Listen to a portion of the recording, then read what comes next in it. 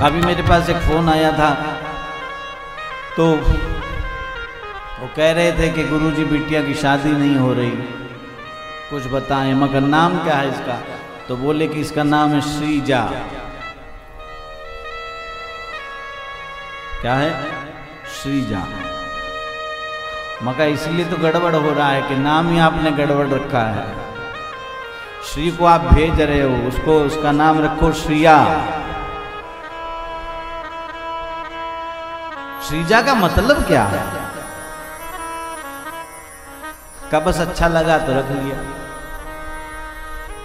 नाम के ऊपर बड़ा प्रभाव पड़ता है, बहुत सोच समझ कर नाम रखना चाहिए। कहते रुक्मणी जी जो हैं, जिस समय विदा हो रही पूरा कुंदनपुर रो रहा है। कहते महाराज भीष्मक रो रहे हैं और बेटी की विदाई बड़ी कारुणिक होती है। जब बेटी की विदाई होती है उस समय घराती भी रोते हैं और बराती भी रोते हैं। और पिता कन्या का दान नहीं करता, वो अपनी आत्मा का दान करता है। इसीलिए पुत्री को आत्मजा कहते हैं। क्या कहते हैं? आत्मजा। वो अपनी आत्मा का दान करता है।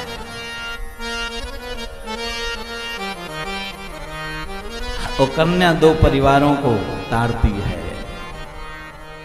आजकल की बेटियां तो समझदार हो जाती हैं विवाह के समय है, लेकिन पहले तो हमारे समय, हमारे पूर्वजों का जो समय था, उस समय जो कन्यादान होता था है। अब माता जी का जब बाबूजी का विवाह हुआ होगा तब कितना साल की होंगी माता जी? 16-17 साल की रही होंगी। उस समय कहाँ ज्ञान रहता है इतना। और पिता जब दान करता है कन्या का, उस समय उसका हृदय वो अपनी आत्मा को देता है। मैंने तो ऐसे ऐसे पिताओं को देखा है जो इतने बलवान हृदय से, इतने बलवान, इतने मजबूत, लेकिन बेटी की शादी करते हैं, सब कुछ करते हैं, लेकिन विदाई के समय नहीं बाहर आते। अपनी पत्नी से कहते हैं कि तुम विदा कर दे। ऐसे ऐसे पिता, जवान बेटा चला गया लेकिन उस गम को सह लिया, आंख में पानी नहीं आया। लेकिन जब बेटी की विदाई करते हैं तो बच्चे की तरह रोते हैं।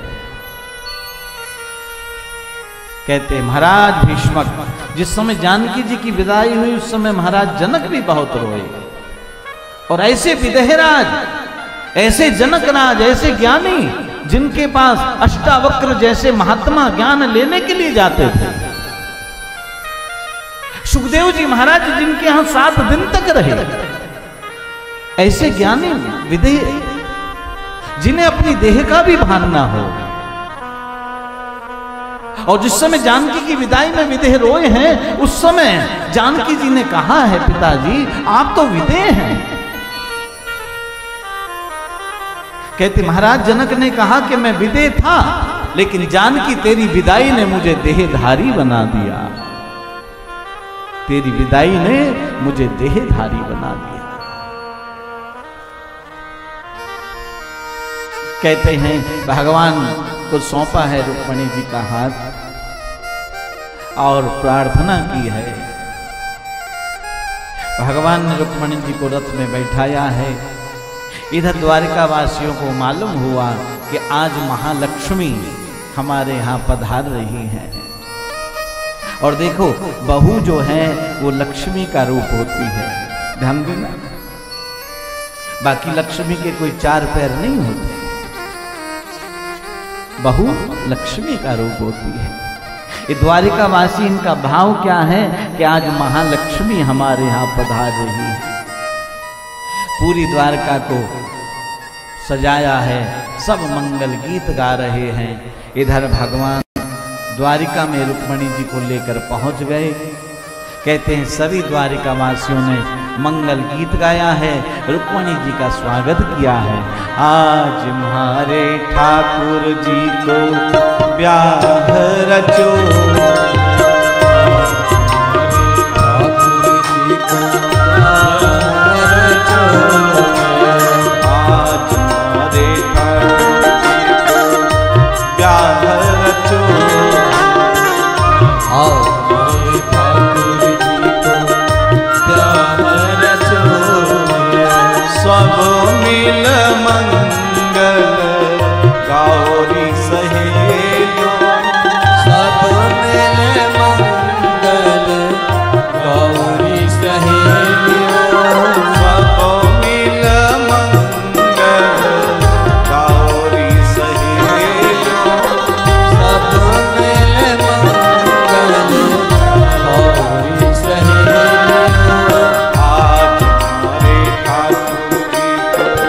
Yeah.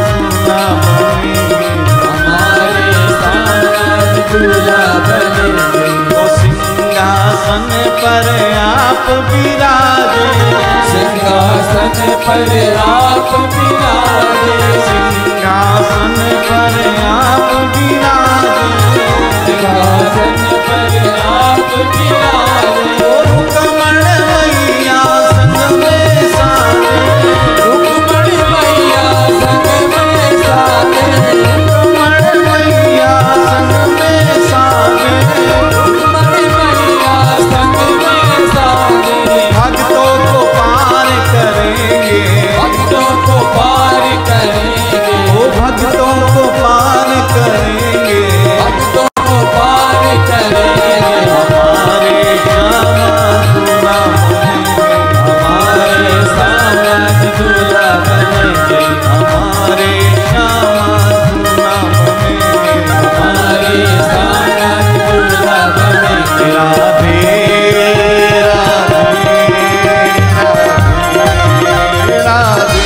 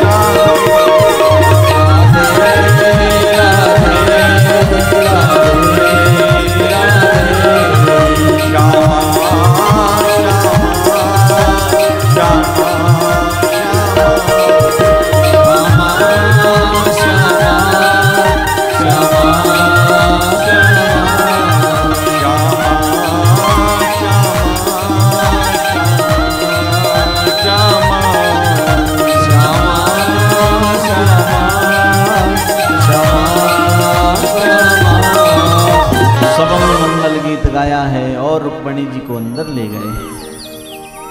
इसके बाद आचार्यों ने ब्राह्मणों ने कहा कि अब कृष्ण और रुक्मिणी को लाएं ताकि विवाह की रस्म आगे बढ़ाई जाए।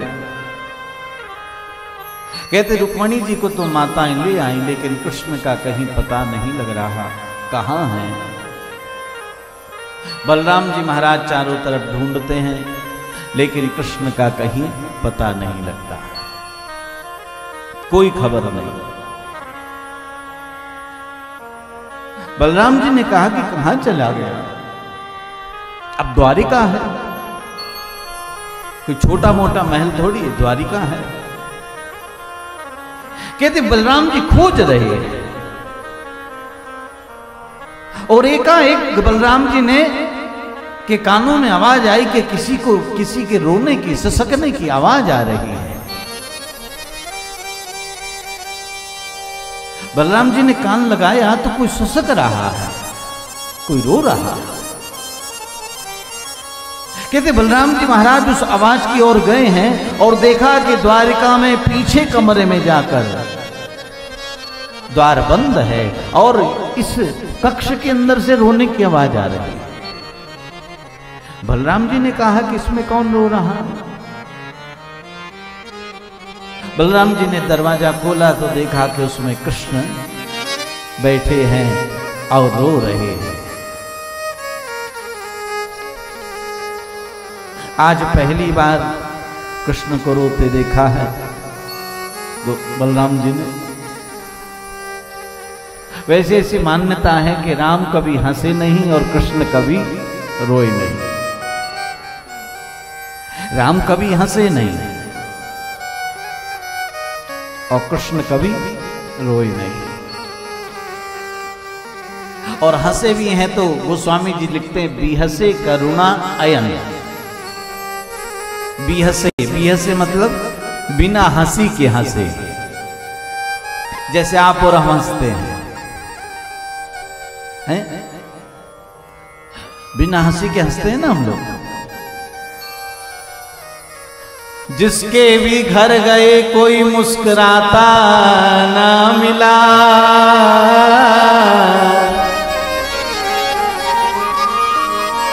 जिसके भी घर गए कोई मुस्कुराता ना मिला, होठों पे आई बात को रास्ता ना मिला। राम कभी हंसे नहीं और कृष्ण कभी रोए नहीं। हाँ, रुलाया है बहुत लोगों को, कृष्ण के लिए रोए, लेकिन कृष्ण नहीं रोए। कृष्ण रोए तो एक के लिए रोए, और कौन? यशोदा के लिए कृष्ण रोए। बलराम जी ने कहा कृष्ण क्या बात, रो क्यों रहे हो? आज तो तुम्हारा विवाह है। कहते भगवान कृष्ण ने कहा कि दादा मैं विवाह नहीं करूंगा। विवाह नहीं करूंगा मतलब ये कोई खेल है? और विवाह नहीं करना था तो लेके क्यों आए रुक्मिणी को? क्या कारण हुआ? कन्हैया ने कहा कि मुझे मैया यशोदा की याद आ रही है, जिनके साथ मेरा बचपन बीता, और आज मेरे जीवन का सबसे बड़ा खुशी का दिन, और मैया यशोदा साथ ना हो, पास ना हो। मुझे बाबा नंद की याद आ रही है, गोपी ग्वाल वालों की याद आ रही है। कहते भगवान ने इस तरह इतना रोए कि बलराम जी महाराज भी रोने लगे। और बलराम जी ने कहा कि मुहूर्त निकलता है तो निकल जाए, मुहूर्त निकलता हो तो निकले। अब तो विवाह जब ही होगा जब मैया यशोदा द्वारिका आ जाएंगे। कुछ संतों का मत है कि ब्रजवासियों का पुनः मिलन भगवान से कुरुक्षेत्र में हुआ है, जिस समय सूर्य ग्रहण पड़ा है।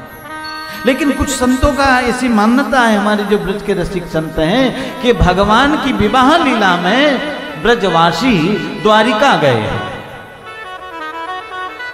द्वारिका गए हैं। कहते हैं इधर मैया यशोदा को पता लगा, माँ को पता लग जाता है बेटे के साथ क्या घटना घट रही है, माँ समझ जाती है। कहते हैं यशोदा की तो स्थिति पागलों वाली हो गई। माँ बिना तार का टेलीफोन है, माँ प्रसार का सूचक है।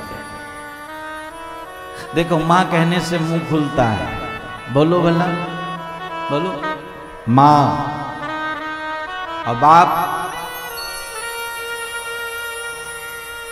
बाप से बंद होगा, करना शीशे के सामने आज शाम को खड़े हो। माँ बोलोगे तो मुंह खुलेगा, माँ। और बाप कहने का अभिप्राय, मां जो है वो प्रसार का सूचक है। उसकी कामना रहती है कि मेरी संतान, मेरा पुत्र उत्तरोत्तर आगे बढ़े, आगे बढ़ता रहे, आगे बढ़ता रहे। प्रेम माता का जग में है सबसे बड़ा, प्रेम माता का जग में है सबसे बड़ा।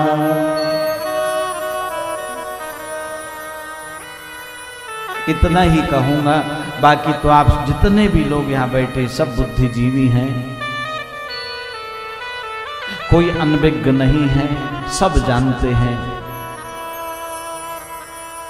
सारा जो समाज है वो बुद्धिजीवी बैठा है, और जितने भी शास्त्र हैं, जितने भी वेद हैं, जितने भी उपनिषद हैं, सबका सार और सार केवल एक ही है, क्या? त्वमेव माता च पिता त्वमेव। माता पिता जो हैं वो भगवान लक्ष्मी नारायण के स्वरूप होते हैं।